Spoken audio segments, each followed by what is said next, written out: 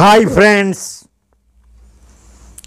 আজকে আমরা আলোচনা করব যে ইনফ্লেশনকে আমরা কিভাবে বিট করতে পারি। ইনফ্লেশন মোটামুটি আমাদের 4% অ্যানুয়াল ইনফ্লেশন, এর কখনো একটু বেশি হয়, কখনো একটু কম হয়। এখন আমরা সেভিংসে ইন্টারেস্ট পাই আমাদের সঞ্চিত টাকার উপর 3 থেকে 4%। তার মানে সেভিংসে যে টাকাটা রাখছি তার যা ইন্টারেস্ট পাচ্ছি সেটা ইনফ্লেশনে খেয়ে যাচ্ছে। আর একটা এভিনিউজ কি আমাদের সাধারণ মানুষের ব্যাংকের ফিক্সড ডিপোজিট, সেখানে এই মুহূর্তে আমরা ইন্টারেস্ট পাচ্ছি 6.5% থেকে মোটামুটি 7.5%। তাহলে সেখানেও 4% চলে গেলে থাকছে আমার 2%, 2.5% রিটার্ন। তাহলে আমার টাকা বাড়ছে না, কিন্তু আমরা আস্তে আস্তে ফিনান্সিয়ালি লিটারেট হচ্ছি, সচেতন হচ্ছি যে টাকাটা কি করে বাড়ানো যায়। নানা রকম এভিনিউজ আছে।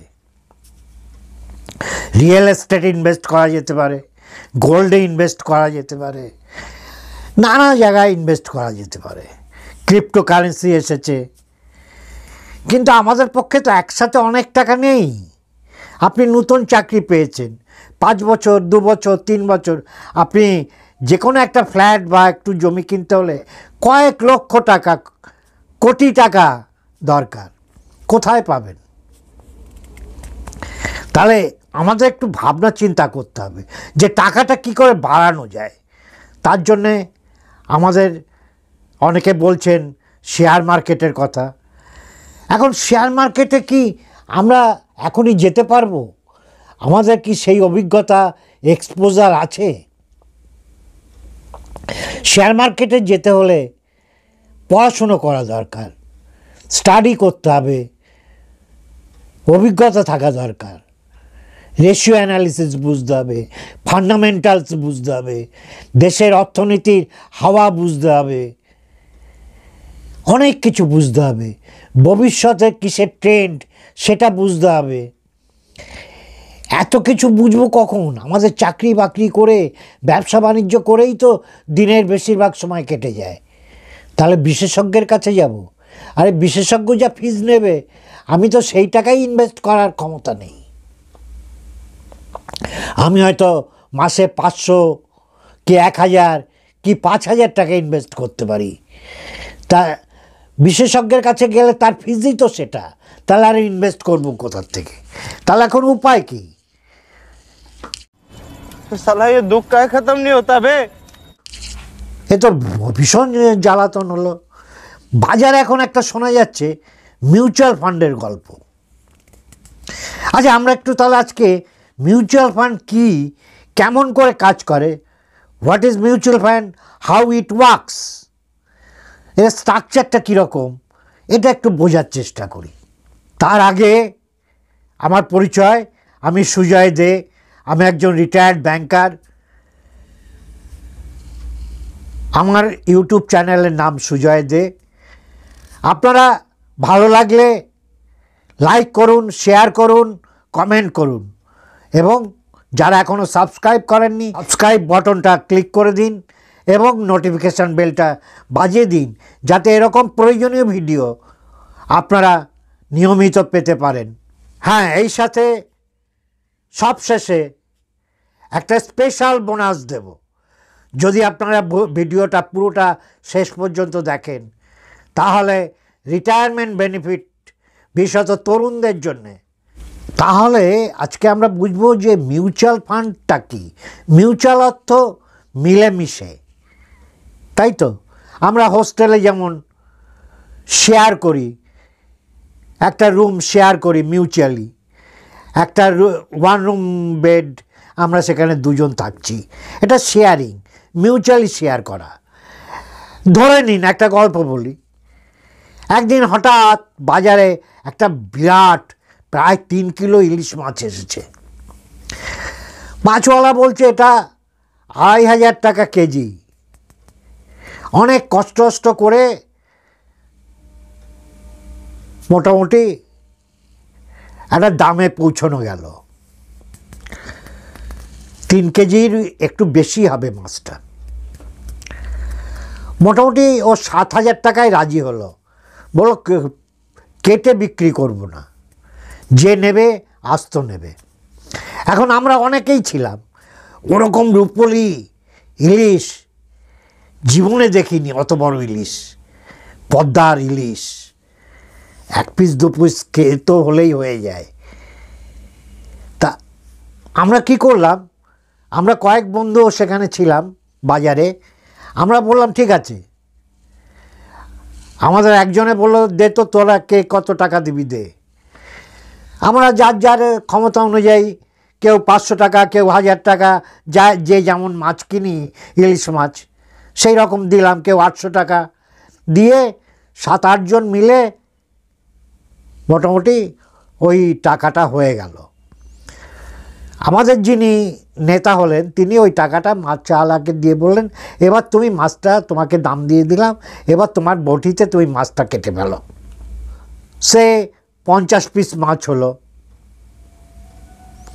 এই 50 পিস মাছ আমরা যে যত টাকা দিয়েছিলাম সেই রেশিও অনুযায়ী আমাদের ওই ক্যাপ্টেন ভাগ করে দিলেন আমাদের। তাহলে আমরা সবাই পদ্মার ওই বিশাল ইলিশ মাছের স্বাদ পেলাম। কত দামে? কেউ 500 টাকায়, কেউ 800 টাকায়, কেউ 2000 টাকা দিয়েছেন, কেউ 1000 টাকা দিয়েছেন। এভাবে আমরা 5-7 জন মিলে ইলিশটা ভাগ করে নিলাম। মিউচুয়াল ফান্ড ঠিক তাই, অসংখ্য মানুষ তাতে অংশগ্রহণ করছে, যার যেমন ক্ষমতা সে তেমন টাকা দিচ্ছে। তার কারণ শেয়ার মার্কেটে আপনি সরাসরি যেতে দুটো কারণে অসুবিধা আছে। এক, আপনার ফান্ড নেই। সে টিসিএসের শেয়ার 4,000 টাকা, মারুতি সুজুকির শেয়ার 11,000 টাকা, শ্রী সিমেন্টের শেয়ার 26,000 টাকা, রিলায়েন্সের শেয়ার 3,000 টাকা, বাজাজ ফাইন্যান্সের শেয়ার 6,000 টাকা। আপনি এই শেয়ারগুলোতে ইনভেস্ট করতে চান, আপনি এগুলো মোটামুটি পিক করেছেন। তা এই একটা করে এই শেয়ার কিনতে হলে আপনার লাগবে 50,000 টাকা, কিন্তু আপনার তো আছে 1,000 টাকা ইনভেস্ট করার জন্য। অথচ আপনি স্বাদ পেতে চান, এই সব কটা আচারের স্বাদ পেতে চান, অর্থাৎ এই সব কটা শেয়ারের একটু একটু গন্ধ পেতে চান। তাহলে আপনার উপায়, তখন উপায় এলো, একটা নতুন এক ধরনের কোম্পানি এলো, mutual fund company, asset management company, AMC. তারা কি করছে, তারা জনগণের কাছ থেকে তাদের প্রস্তাব অনুযায়ী তারা এই রকম শেয়ার কিনবে, এই প্রস্তাব দিয়ে জনগণের কাছ থেকে টাকা পুল করছে, এক জায়গায় সেই টাকাটা জমা হচ্ছে। হওয়ার পরে সেখানে একজন বিশেষজ্ঞ, বেশিরভাগ আইআইটি ম্যানেজমেন্ট করা ছাত্ররা, হ্যাঁ, তারা হচ্ছে ফান্ড ম্যানেজার, ভীষণ এক্সপেরিয়েন্স, ভীষণ এই বিষয়ের উপর, শেয়ার মার্কেট, বিনিয়োগ, ক্যাপিটাল, এর উপর বিশেষজ্ঞ। এরকম লোকরা, তাদের অভিজ্ঞতা প্রচুর, তারা হয় ফান্ড ম্যানেজার। তাহলে একটা কোম্পানি একজন ফান্ড ম্যানেজারের আন্ডারে জনগণের কাছে টাকা চাইলো, জনগণ অল্প অল্প করে টাকা দিল, দিয়ে সে কয়েকশো কোটি টাকা তার হয়ে গেল। সে বা তার ইচ্ছে মতো, তার বুদ্ধি অনুযায়ী সে বিভিন্ন শেয়ারে ইনভেস্ট করলো। শেয়ারে ইনভেস্ট করতে পারে, বন্ডে ইনভেস্ট করতে পারে, সে গভর্নমেন্ট বন্ড হতে পারে, কর্পোরেট বন্ড হতে পারে, গোল্ডে ইনভেস্ট করতে পারে, রিয়েল এস্টেটে ইনভেস্ট করতে পারে। এইভাবে সে ইনভেস্ট করলো, করে তার যে টোটাল ইনভেস্টমেন্ট হলো, আর যত লোকে যত টাকা দিয়েছে সেটাকে সে একটা ইউনিটে ভাগ করলো। সে 10 টাকা ইউনিট, তুমি 100 টাকা দিয়েছ, তুমি 10টা ইউনিট পাবে। যে 1000 টাকা দিয়েছে সে 100টা ইউনিট পাবে। কিন্তু ওই আপনি যে 100 টাকা দিয়ে 10টা ইউনিট কিনলেন, তার ভিতর কিন্তু ওই যে সমস্ত কোম্পানি আমি যে বললাম এরকম, সে হয়তো আরও অন্যান্য কোম্পানি কিনবে, এরকম সব কোম্পানির একটু একটু গন্ধ আপনি পাবেন। লাভ ক্ষতি তাদের বৃদ্ধি হলে আপনার ইউনিটের দাম বৃদ্ধি হবে। এই হচ্ছে মোটামুটি মেকানিজম। এই ইউনিট আপনি কিনবেন, একে বলেন ন্যাব। এর ভ্যালু বাড়ে, শেয়ারের দাম বাড়লে এর ন্যাবের ভ্যালু বাড়ে। শেয়ার মার্কেটে ক্র্যাশ হলে বা পতন হলে ন্যাবের ভ্যালু কমে। কিন্তু আমরা এর আগেও আলোচনা করেছি শেয়ার মার্কেট নিয়ে, যে দীর্ঘমেয়াদে শেয়ারের ভ্যালু বাড়তেই থাকে। এমন কোনো দেশ নেই, তাহলে সে দেশের অর্থনীতি একেবারে অচল হয়ে যাবে, যে 10 বছর 20 বছর কোনো শেয়ারের দাম বাড়ছে না। কোনো শেয়ারের দাম না বাড়তে পারে, কিছু শেয়ারের দাম বাড়বে। সব শেয়ারের দাম যে একসাথে বাড়বে এরকম কোনো কথা নেই। যখন অনেক শেয়ারের দাম বাড়ছে, কোনো সেক্টরের শেয়ারের দাম বাড়ছে, কোনো সেক্টরের শেয়ারের দাম কমছে, সেটা ওই যে বিশেষজ্ঞকে বসানো হয়েছে ম্যানেজার, সে ভীষণ এক্সপার্ট, সে বুদ্ধিমত্তার সাথে এই ফান্ড ম্যানেজ করে। এবং এর জন্যে একটা এক্সপেন্স রেশিও থাকে, যে আপনি যে 100 টাকা দিলেন তার থেকে হয়তো 1 টাকা কি 2 টাকা সে কেটে নিচ্ছে কোম্পানি এএমসি তাদের এক্সপেন্সেসের জন্যে। সেটাও ডিসক্লোজার করা থাকে। প্রথমত হচ্ছে আপনার ফান্ড কম বলে আপনি সরাসরি শেয়ার মার্কেটে শেয়ার কিনতে যে পাচ্ছেন না। যেমন এমআরএফ টায়ার কোম্পানি, জানেন তাদের একটা শেয়ারের দাম কত? 1,40,000 টাকা একটা শেয়ারের দাম। পারবেন আপনি কিনতে? কিন্তু আপনি মিউচুয়াল ফান্ডে গেলে হয়তো আপনার সেই এএমসি এমআরএফের টায়ার শেয়ার কিছু কিনবে, তখন সে তো কোটি কোটি টাকার লেনদেন করছে, তার কাছে তো হাজার হাজার মানুষ, কেউ আপনি 1,000 দিয়েছেন, কেউ 10,000 দিয়েছে, কেউ 50,000 দিয়েছে, কেউ 1 লাখ 2 লাখ 5 লাখ কোটি টাকা ইনভেস্ট করছে। এবার হলো কি, এটা হচ্ছে আপনার ফান্ড কম বলে আপনাকে মিউচুয়াল ফান্ডে যেতে হচ্ছে, আপনি সরাসরি শেয়ার মার্কেটে যেতে পারছেন না। আর একটা কি, দ্বিতীয়, আপনার এক্সপেরিয়েন্স নেই। শেয়ার মার্কেটে যেতে হলে আপনাকে ফান্ডামেন্টালস বুঝতে হবে, শেয়ারের চরিত্র বুঝতে হবে, শেয়ার রেশিও বুঝতে হবে, মার্কেটের ট্রেন্ড বুঝতে হবে, অর্থনীতি বুঝতে হবে, দেশের বাজেট জিডিপি এগুলো বুঝতে হবে, আন্তর্জাতিক বাজারে তেলের দামের অবস্থা, অর্থাৎ আন্তর্জাতিক বাজার কিভাবে চলছে, ইউএসএ ফেড রেট কী হচ্ছে, এ সমস্তর উপর নির্ভর করছে শেয়ার মার্কেট।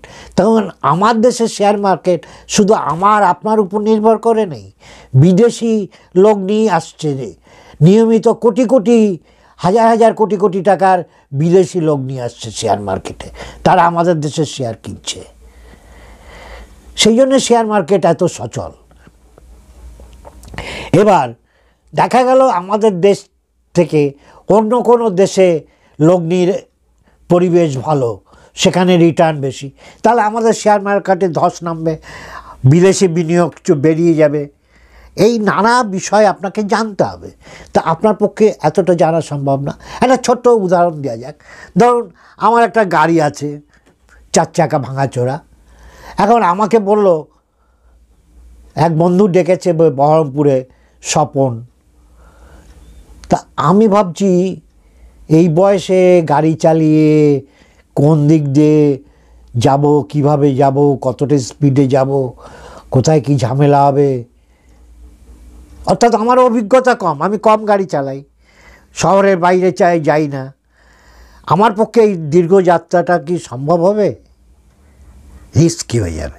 তার থেকে আমি কি করব, আমি একটা হায়ার্ড ড্রাইভার নেব, যে এক্সপেরিয়েন্সড, সে জানে কোন রাস্তায় পিচ উঠে গেছে, কোন জায়গায় বাইপাস দিয়ে যেতে হবে শান্তিপুরের, এগুলো সে জানে।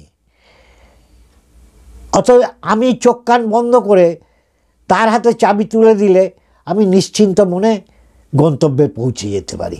ঠিক এই কারণেই সরাসরি অভিজ্ঞতা না থাকার জন্যে আমরা অনেকেই মিউচুয়াল ফান্ডে যাচ্ছি, কেননা এখানে রিস্কটা অতটা বেশি নেই। তখন আমি নিজে এক্সপোজড হচ্ছি না, পরিচালনা করছেন একজন বিশেষজ্ঞ ব্যক্তি, তারও ভুল হতে পারে, তার ডিসিশানে ভুল হবে না। ডাক্তার অপারেশন করলে রুগী মরবে না এরকম তো কথা নেই, হতে পারে, তারও ভুল হতে পারে, সেটাই রিস্ক। এই মোটামুটি গেল। তাহলে এএমসি অ্যাসেট ম্যানেজমেন্ট কোম্পানি, আর এএমসি যে টাকাটা পুল করলো সকলের কাছ থেকে নিয়ে, যেটা হলো তাকে বলে AUM, অ্যাসেট আন্ডার ম্যানেজমেন্ট। তাহলে এএমসি, AUM, ফান্ড ম্যানেজার, আমরা লেনদেন হচ্ছে শেয়ারে, বন্ডে, গোল্ডে, নানাভাবে। এখন মোটামুটি মিউচুয়াল ফান্ডটা কী এবং কিভাবে কাজ করে সেটা বোঝা গেল। এখন প্রশ্ন, এখানে 3টে শব্দ আপনাকে জানতে হবে: রিটার্ন, রিস্ক, টাইম। RRT।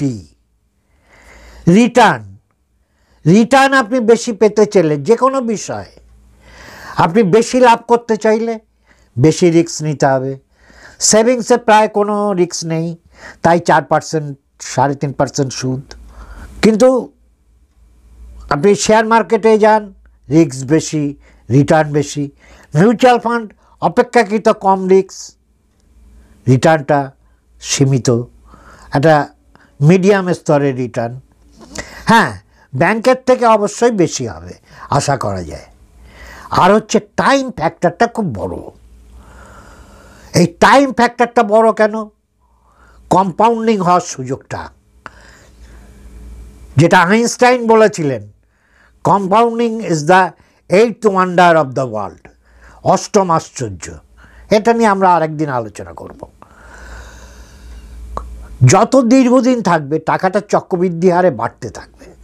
আর কি, মার্কেট, আজকে আমি ইনভেস্ট করলাম, কালকেই মার্কেট ক্র্যাশ হতে পারে। তাহলে আমি যদি, বা 1 মাস বাদে কি 2 মাস বাদে মার্কেট ক্র্যাশ করতে পারে, মানে মার্কেট পড়ে যেতে পারে, তাহলে আমার 2 মাসের ভিতর টাকা অর্ধেক হয়ে যেতে পারে। যা ইনভেস্ট করেছি, 1000 টাকা করেছি, ভ্যালুয়েশন 500 টাকা। কিন্তু এই জন্যই বলা হচ্ছে টাইমটা আপনাকে ধরতে হবে। আপনি যদি 3 বছরের একটা হরাইজনে ইনভেস্ট করেন, কি 5 বছরের হরাইজনে ইনভেস্ট করেন, কি 7 বছর, তাহলে আমরা বলতে পারি যে ওঠা পড়া, এই যে কার্ভেচার গ্রাফ, এই করতে করতে দেখা যাবে কার্ভেচারটা এরকম করতে হতে, তার মানে এখান থেকে ও উঠছে নামছে হলেও তার রেঞ্জটা কিন্তু আপার। তখন 1 বছর পড়ে গেল, দ্বিতীয় বছর সে উঠবে, দ্বিতীয় বছর না হলে তৃতীয় বছর উঠবে, ভালো রিটার্ন দেবে। তারপরের বছর আবার পড়লো, তারপরে 2 বছর আবার খুব বাড়লো। এই করে গড়ে আপনি যে রিটার্নটা পাবেন সেটা আমরা বলতে পারি, আপনি ব্যাংকের ফিক্সড ডিপোজিটে যে রেট পান 7.5, 7, তার থেকে অন্তত অনেকটা বেশি। আশা করি আমরা 12 থেকে 20% হেসে খেলে পেতে পারি, একটু দেখে শুনে ইনভেস্ট করলে। তার কারণ কেন, এই মুহূর্তে ভারতবর্ষে প্রায় 44টা মিউচুয়াল ফান্ড কোম্পানি, মানে এএমসি আছে, এবং এদের আন্ডারে বিভিন্ন স্কিমস আছে, বিভিন্ন ফান্ড আছে। এই ফান্ডের সংখ্যা প্রায় 2500। তাহলে আপনাকে এখান থেকে বাছার একটা ব্যাপার আছে। আর কি মিউচুয়াল ফান্ডে এই দীর্ঘমেয়াদে গেলে আপনি লাভবান হবেনই, এবং দীর্ঘমেয়াদে গেলে আমাদের আরেকটা লাভ আছে, সেটা হচ্ছে আমাদের কতগুলো গোল থাকে। যখন আমরা চাকরি বাকরি প্রথম করি, যে আমার একটা গাড়ি কিনতে হবে, কয়েক বছর বাদে একটা ফ্ল্যাট কিনতে হবে বা বাড়ি করতে হবে, আর জীবনে তো সারা জীবন চাকরি বা ব্যবসা করতে পারবো না, রিটায়ারমেন্ট করতে হবে, তাহলে রিটায়ারমেন্ট প্ল্যান একটা রাখতে হবে। হ্যাঁ, প্রথমে যে কথা বলেছিলাম যে ভিডিওর শেষে একটা স্পেশাল টিপস দেব, যাকে বলা যায় বোনাস টিপস। সেটা হচ্ছে যে কোনো মানুষ যত গরিব হোক মাসে 500 টাকা জমিয়ে সে কোটিপতি হতে পারে। এবার শুনুন কিভাবে সেটা সম্ভব। আমি আজকের থেকে যে টাকাটা জমাবো সেটা 30 বছর ধরে জমাতে থাকবো। আমরা আজকে যদি এবছর থেকে ধরুন আমার এখন বয়স 25, আমি 500 টাকা প্রতি মাসে রিটায়ারমেন্ট প্ল্যানের জন্যে একটা 30 বছরের প্ল্যান আমি বেছে নিলাম। একটু রিস্ক আছে, এরকম যে আমি বলেছি দীর্ঘমেয়াদে রিস্ক নিলে কোনো ভয়ের কিছু নেই, ওঠা পড়া করতে করতে সে কিন্তু ভালো জায়গায় যেয়ে পৌঁছবে। আপনি 20% অন্তত রিটার্ন পাবেন। তাহলে 500 টাকা যদি আমি একটা সিপ করি, আর বলে দিলাম যেহেতু আমার এখন তো প্রতি বছর ইনক্রিমেন্ট হবে বা ব্যবসা হলে একটু আয় বাড়বে, যে আমি বলে দিলাম প্রতি বছর 10% কি 15% আমার ওর সাথে যোগ হতে থাকবে, ইনক্রিমেন্ট হতে হবে। সিপটা আজকে 500 হলে সামনের বছর 550 কি 570 হবে, তারপরে বছর 625 বা 650, এইভাবে 10% বা 15% করে বাড়তে থাকবে। আর আমি যদি আশা করি যে 16 থেকে 20% রিটার্ন হবে 30 বছর বাদে, আমি হেসে খেলে আজকে 500 টাকার যে সঞ্চয়টা শুরু করলাম এবছর সেটা কিন্তু 1 কোটি টাকার উপর হয়ে যাবে। অতএব ইনফ্লেশনের অংশ বাদ দিলেও আমি যে ফান্ডটা পাবো তা দিয়ে কিন্তু আমার জীবন জীবিকা আজকে যেভাবে চলছে সেভাবেই চলবে। আজকে ভিডিও এখানেই শেষ করছি। আবারও সবাইকে অনুরোধ, ভালো লাগলে লাইক শেয়ার কমেন্ট করবেন। যারা সাবস্ক্রাইব করেননি তারা এখনই সাবস্ক্রিপশনটা করে দিন। সবাই ভালো থাকুন।